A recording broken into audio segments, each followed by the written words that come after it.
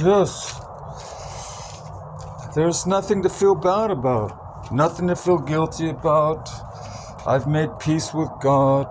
I've been forgiven of all my sins and trespasses and violations. I've made peace with God. I've accepted atonement for my sins. I've accepted God's mercy and grace on my life. I did that because I knew that I was in the wrong. So I did feel guilty about it. I did feel bad about it.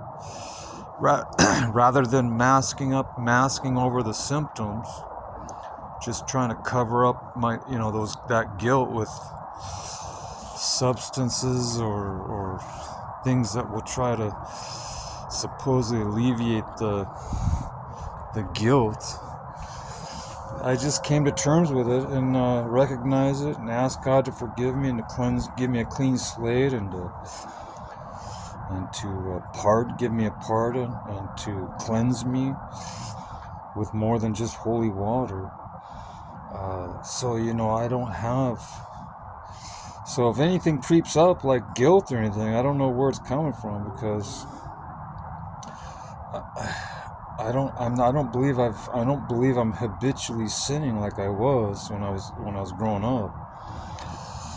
Just total disregard for the things of God, for righteousness and purity and values and traditions. I just completely disregarded anything that was good. Because I knew what was right. I just didn't do it. I was ignoring God. I didn't want to be exposed. I didn't want to be, I didn't want to come to terms with what I was doing, sex, promiscuity, drunkenness, fornication, all that. It was, some of that may be acceptable even amongst civil authorities, but in God's authority, that's not. It's blasphemous. It's adultery, fornication, all that stuff. It's considered. It's more than just taboo. There's curses involved. Yeah, I mean, and there's hell. Hell is the biggest thing because you can't get out of hell. You're in hell forever. You're in hell for life, and you can't get out of it. So yeah, it's a serious matter. You have to make peace with God. You have to be reconciled to God, or forever burn in hell in a lake of fire. That's what the scriptures say. That's what the Hebrew scriptures say. They say the penalty of sin is death. Penalty of sin, but it's not death like you're just decomposed and then your life spirit goes and that's it.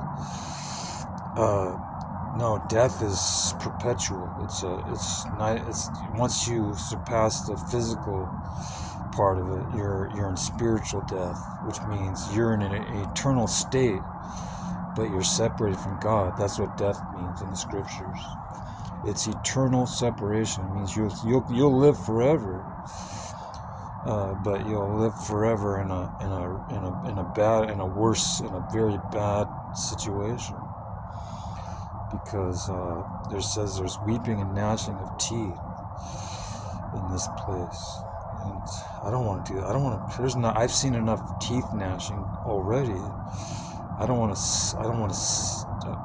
There's weeping and wailing and gnashing of teeth. Is that all people hear when they're in hell? I don't want to hear it. Huh?